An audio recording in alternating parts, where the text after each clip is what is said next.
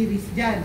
Isang tinatawag nating Aloe B series na meron siyang 7 na produkto. Nagmula sa cleansing gel hanggang sa hydrating mask, meron po tayo, all in one. Ang kagandahan kasi ng series natin, it is made up from aloe vera.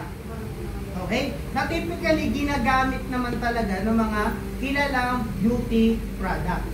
Okay? Ang aloe vera po, ito po ay succulent plant na meron po siyang medicinal and cosmetic properties.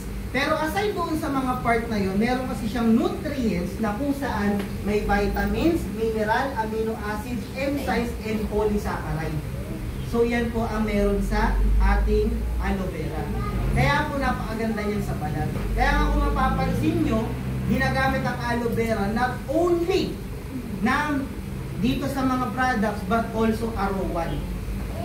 Okay? Next, meron din tayong E-series. Itong 4. Ito po yan.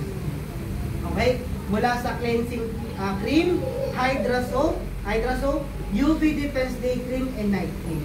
Meron tayo. Okay? Ito po ay pinapaalala ko lang that we also have this kind of product. And of course, household product. Ano ba yung household products natin?